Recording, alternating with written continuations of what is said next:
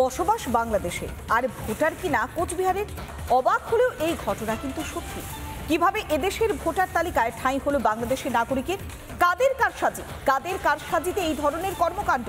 সেই প্রশ্নের মুখে দায় ফেলতেই ব্যস্ত তৃণমূলের পঞ্চায়েতের প্রধান। আমার তো চাচা বাংলাদেশে আছে। আপনারা নামটা কাটাননি? না, বারবার অ্যাপ্লাই করার পরেও নামটা কাটেনি।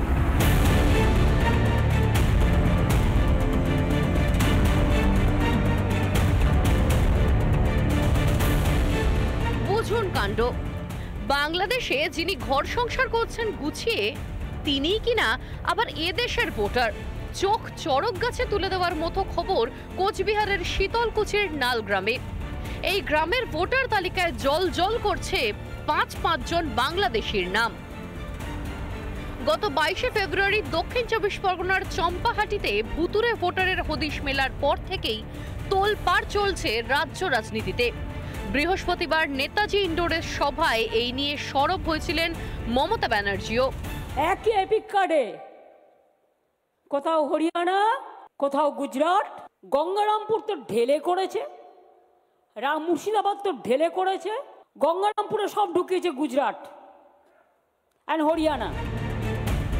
মঞ্চ থেকে তৃণমূল নেত্রী যখন এমন দাবি করছেন, তার ঠিক দুদিনের মাথায় ভয়ঙ্কর তথ্য সামনে এলো শীতলকুচিতে, যেখানে বাংলাদেশের 5 নাগরিক কিনা ভারতেরও নাগরিক।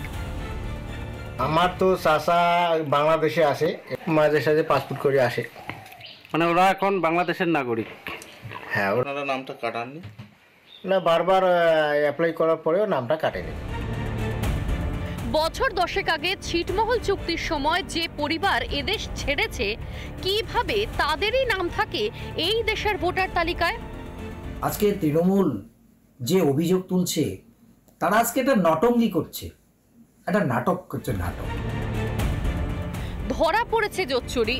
মুখ বাঁচাতে আধিকারিকদের ঘাড়েই দোষ চাপাতে ব্যস্ত তৃণমূল। আমি বিএলও সাহেবকে বলেছি নামগুলো কাটার জন্য, কাটায়নি। কি কারণে কাটায়নি এবং বিএলও সব ভালো করে জানি। দেখতে হবে কেমন করে তোর নাম উঠলো, তোর নাম বাদ দিতে হবে। মানে এই ড্রাইভারটা কার আর কি মনে হচ্ছে? কোথায় ভোটার লিস্ট যারা তৈরি করে? আর কবে দেখবেন মন্ত্রী মশাই? কারচুপি ধরা না পড়লে তো এভাবেই চলতো।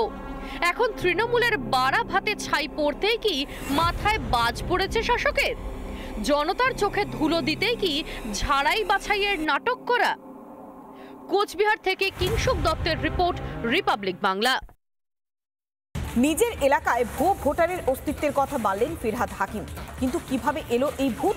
রিপাবলিকের প্রশ্নে হোঁচট খেলেন মেয়র সাহেব। এদিকে ভুতুরে ভোটার ধরতে তৃণমূলের কর্মসূচিকে নয়াফন্দি বলে কটাক্ষ করছে বিজেপি। ভোটার লিস্ট এটা বুথের কর্মীদের করতে হবে। জেলা সভাপতিরা ইমিডিয়েট দায়িত্ব নিয়ে বুথের কর্মীদের নামান। আমি 10 দিন সময় দিচ্ছি, ডিটেলস তথ্য বের করে অনলাইনের এগুলো কাটবেন।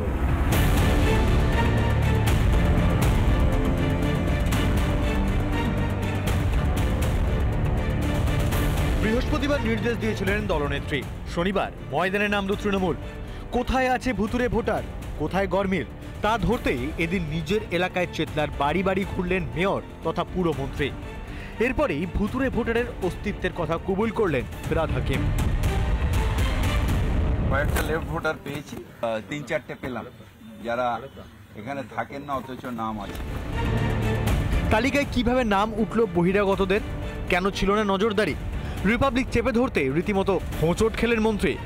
আপনি বললেন যে এই যে 4-5টা বাড়ি ঘুরে 3-4 জন ভোটার মানে হয় লেফট করে গেছেন বা ডেট পেয়েছেন, এদের ভোটার লিস্টের নামটা এলো কি? মানে এরা কবে গেলে সেটাই আমাদের আবার একটা রিপিট স্ক্রুটিনি করে পাশাপাশি বাড়িগুলোর থেকে। এখন আপনারা রয়েছেন তো এত ধাক্কাধাক্কির মধ্যে, সেই বাড়ির লোকের সাথে কথা বলতে পারছি না, বা অনেকে আছেন যারা হয়তো বেরোতে ভয় পাচ্ছেন। আমাদের আরেকবার যেতে হবে সেই সব বাড়িতে।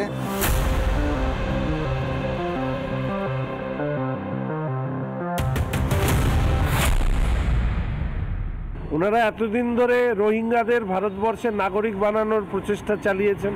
রোহিঙ্গাদেরকে নিয়ে এসে বসিয়েছেন।